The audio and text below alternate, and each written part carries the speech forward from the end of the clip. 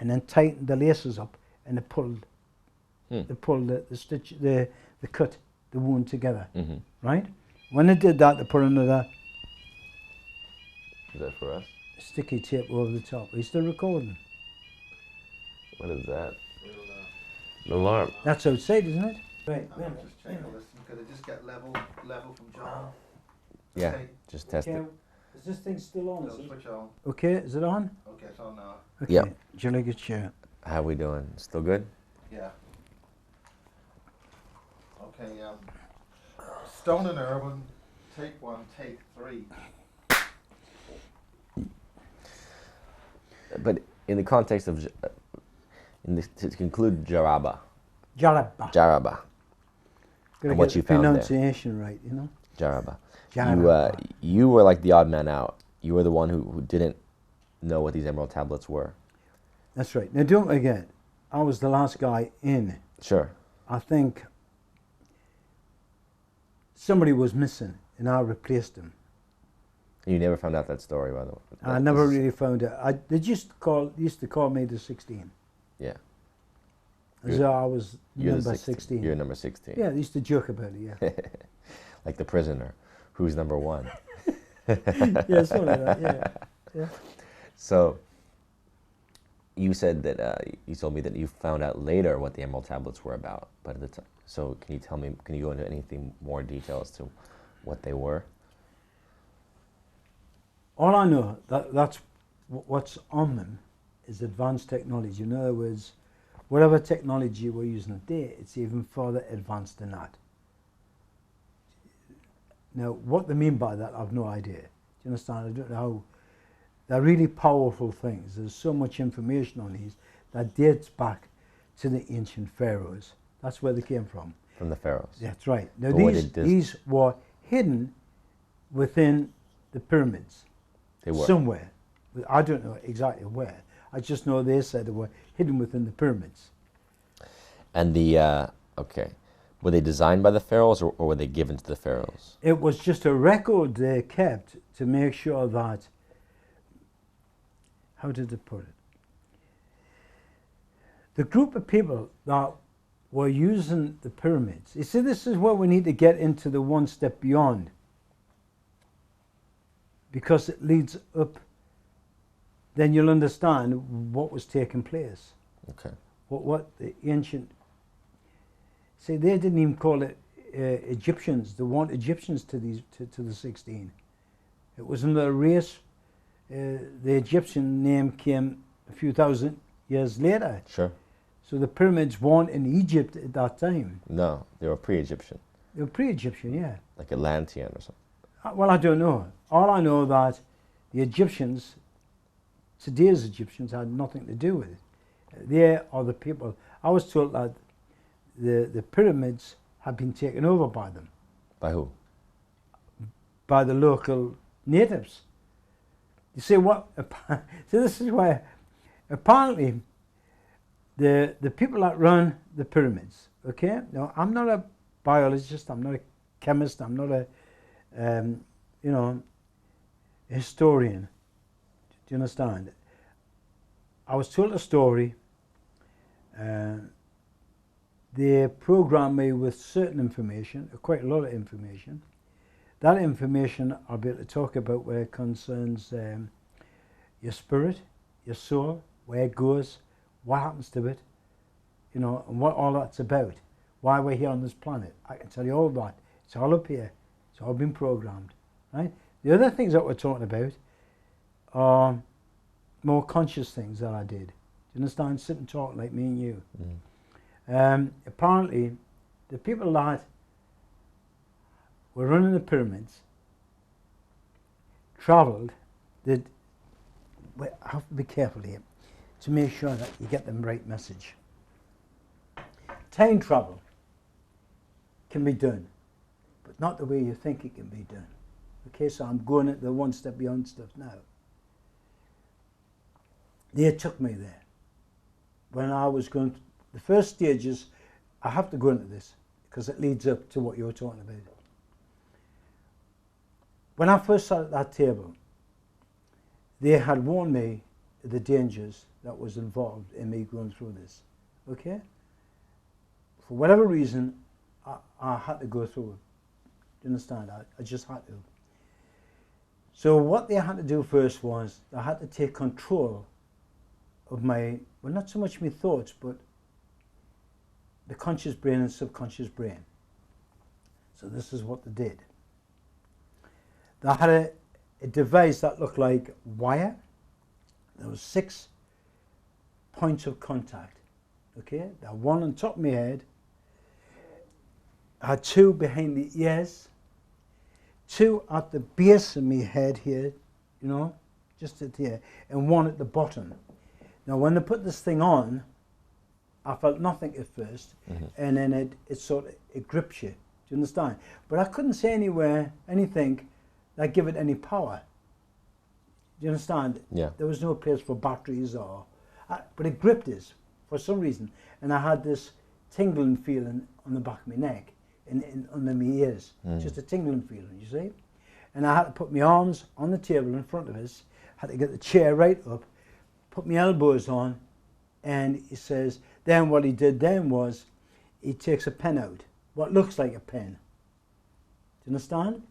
When he got this thing that looked like a pen, and he twisted it, then he started pressing it down, I could hear someone as though someone was humming, a noise. Then I felt a vibration in the back of my head, a tingling sensation. Then I heard this noise getting louder, then it disappeared to a fine pitch noise. When it got to that stage, I felt my whole body shaking. I felt as though my blood was running out of my arms. The next minute I knew they were saying, "Jody, Jody, come back."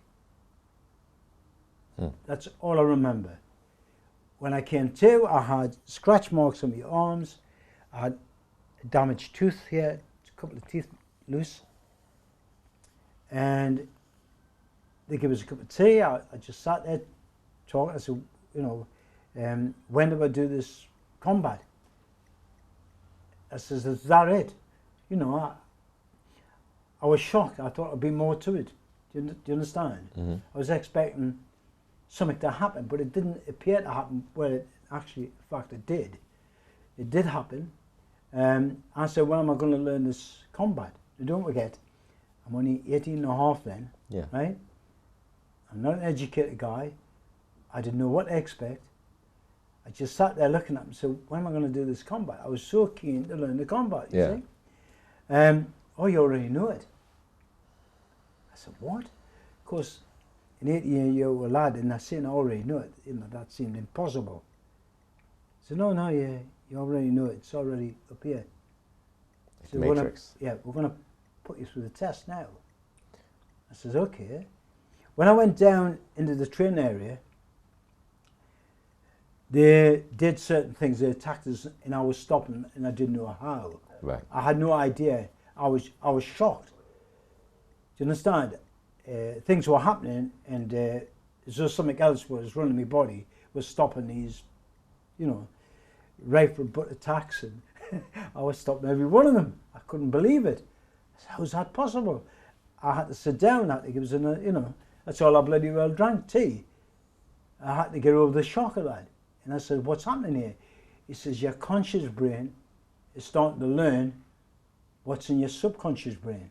That's what the shock is. It doesn't understand because the conscious brain didn't put it there. You see? And I said, well, what was all that about? You know, how did this take place? He said, well, you don't need to know that. All you need to know is that you've passed the test. And I said, what test was that?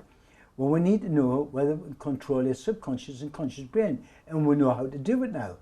Do you want to go through the one step beyond? I said, I thought I just did that. No, you haven't. We had to make sure we could control you and get you back. I said, get us back from where? So I had no idea. Do you understand? So don't forget, they left us for a couple of days, and then I went back to it. Well, do you think that you were abducted in that time? Like what people describe as abduction experience? You know, they lose, oftentimes they lose memory. No, I don't think I left the hangar in any way. No, but sometimes they say that many people say that they get abducted. They never leave the room, for example. Like there's some other being that comes in. They assess you, because I'm just wondering because of the marks. They told me that the conscious brain is where the problem lies. If you want to learn something, the conscious brain gets in the way. Yeah. It's distracted. Yeah. Do you understand? That's what they told me. So all they did was switch up my conscious brain. But how did you lose the teeth and get all the scratches? Well, because when I was apparently when they were training me through the machine, mistakes I made. So you were physically engaging when you were engaging when you had those probes on your head. That's right. I was walking about with that thing on my head, right?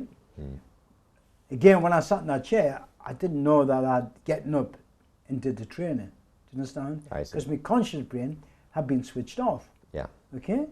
Now, how it works out that I've no idea. Yeah.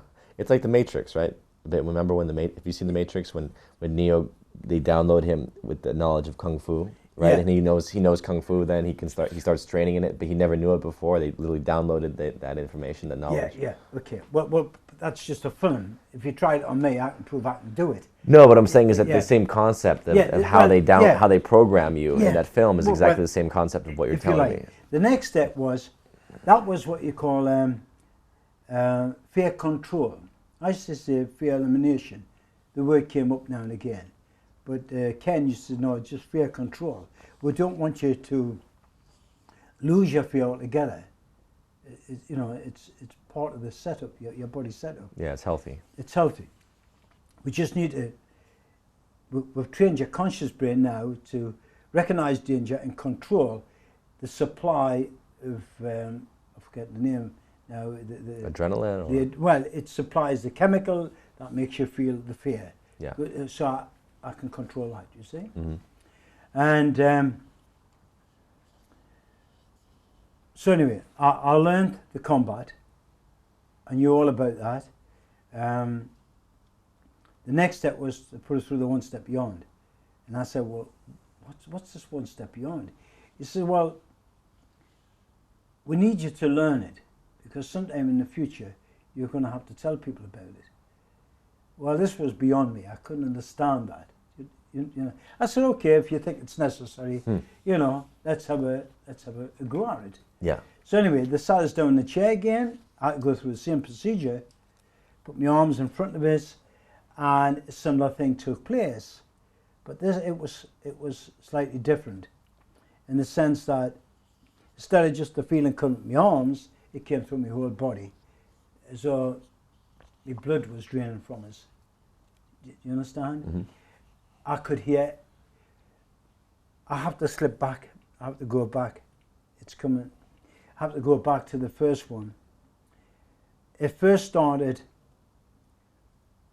where I could hear what he was talking. He was talking to me. And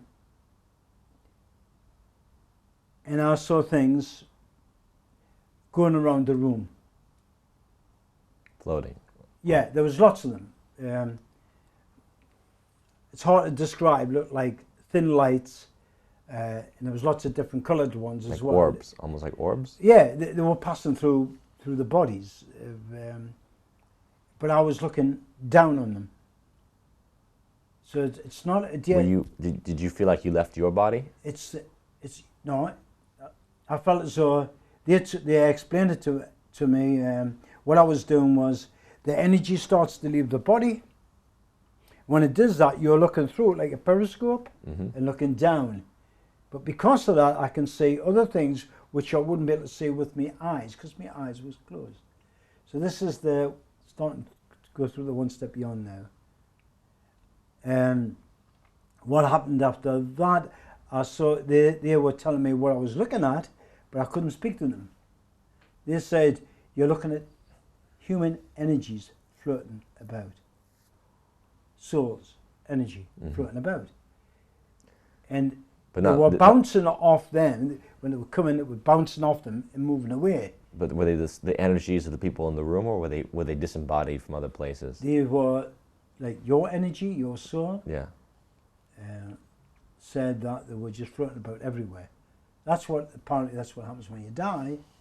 When you die, depending how you die, say we're jumping the gun here, so to speak. Depending how you die, if you're a young person and you've been knocked down and you're dying, but you're not going to recover, the energy and soul starts to leave the body, but it doesn't leave like as though you were getting up out of this body. It's not like that at all. It's just like a beam of light starts to leave the body, a stream from the head, from the pineal gland, the switch off the conscious brain, the subconscious brain then starts to leave. What happens then is subconscious brain starts to rewind. You're dying. So everything all the memory that's up there starts to delete. That's when you see your life flash before your eyes? Sort of. So if you're brought back to life then, you'll probably find that you've lost some memory. You don't understand why, but you lost some memory. Now, if you die completely, just through this accident, the energy doesn't want to leave the body because it's not time. It's not its time to leave. So it hangs around for a long time, for even 2 or 3 days. Or more. Or more. But the subconscious brain then has rewound completely. There's no memory there at all. Okay? So apparently the Egyptians used to use that as a means of traveling as well. Let's explain, if I can. Say, for instance, what happens is when your energy leaves the body, it goes into the Earth's energy fields. It's looking for another vessel. But that vessel is chosen, this is what the elite want you to mix for, your DNA code. It is a special code that it's looking for, a signal off a pineal gland. Now this only happens when the baby is like just 2 or 3 months or 6 weeks from being born is when the pineal gland opens. In the meantime, prior to that, it's just a vessel. Right. Understand? The electricity gets in, everything starts to work. When that starts to work, the pineal gland opens, supposed to send off some kind of signal. The energies that hold that DNA code go into the body. That's when the baby starts to kick really well. That's when it becomes a human being. That's how it works. The ancient pharaohs, I was told, was they used to get, they had to be killed instantly. If you're killed instantly, say when you're a certain age, you know, you might be in your 50s or 60s or whatever, they used to kill you instantly. What happens then is the conscious brain doesn't rewind properly. There's a certain amount of film, if you like, gets trapped within the energy, and it takes the energy, it goes with the energy. When you come back into the body, you remember your previous life, some of your previous life. You hear people saying, I've lived before, I've lived here before, but it doesn't go any further. Yeah. They can't think it, right? Well, that's what the Egyptians used to do. They used to come back with memory. Do you understand? They would do a whole art form. Was at the point of the Book of the Dead was about this whole passage into the afterlife of trying to prepare the body for death, the mind. That's for right. death. Well, they had to make sure when they came back, they had enough memory. But this body cannot leave this planet. Do you understand? The second it leaves the Earth's energy or the Earth's energy fields, this body starts to deteriorate straight away. So once you get past the atmosphere, the energy is still there for quite, I don't know how far. This is why your astronauts can stay up there for a while, but they start getting weak and tired. That's not because the gravity isn't there. It's starting to deteriorate. Because I was told of them, there's no way we can leave this planet. You see? But we were actually brought here and we're designing such the way we are so we could experience life. That's the only reason why we're here. So what do you mean we were brought here? Well, going back to what they were saying, millions of years ago we were brought here. How, I'm not quite sure. I know that the souls were brought here into this atmosphere from other planets, dying planets. They were saying that it was, these people were actually like us, and as the planets start to die, their planets start to die, the whole structure started to change. Their bodies changed. So this is probably what your greys are. I don't know. So their energy fields in their planets apparently were starting to change, which was changing their bodies. They didn't have the feelings anymore. Things were starting to leave them. And this is why they brought them to this planet, because this planet had exactly the same conditions as what their planets had. Do you understand? Because all your feelings, your emotions are achieved by this body. Right. It's really hard to explain. Well, no, I mean, it's the idea basically that when you, for example, when you attain higher states of consciousness, it's like attaining closer to like a fourth dimension or density, like a little bit of a different density experience that doesn't have as much immediacy, right? You feel like when you feel lightheaded, you feel more airy, you don't feel as connected to the body. The body is the basis of our experience, our emotional experience, right? Our pain and pleasure comes from the body. Yeah. So the more we get out of the body, we start to kind of get to that more elevated state, let's say, of consciousness. We are not as reactive, we're more able to observe. That's like where the Christ consciousness is, for example, right? Okay, well, in the second stage, when I went through the second stage,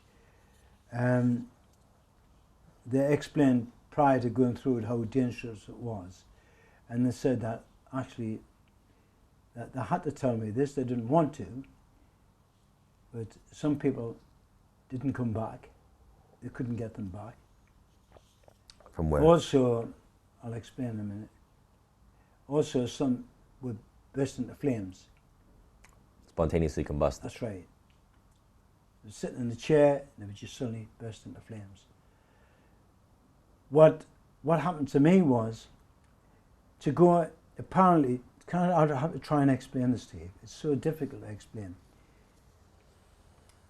The future, and the past and the future, okay, only exist in other dimensions, not here. So let's try and explain. So it's very, very difficult. Like now, for instance, as I talk to you now, I'm in this time. I'm not in the future, I'm not in the past, but I'm creating the future as I talk to you. I'm moving into the future, right. Okay? So I'm creating the future. The other dimensions or other worlds do exist in three-dimensional worlds, okay? And they run parallel with each other. What I mean by that is there are thousands of them, and you have, if you want a caveman, we'll just start with caveman, okay? So you've got caveman like us in his time, going through his future. The next step up is someone who's gone past that stage. Do you understand? Another universe gone past that stage, which is, we'll just say, for the sake of saying it, we'll say it's 50 years ahead. At that time, the next one is 100 years, and so on and so on and so on. But they all run parallel with each other. You understand? So when they put me through the one step beyond, this is what happened. The energy leaves my body, goes into another dimension,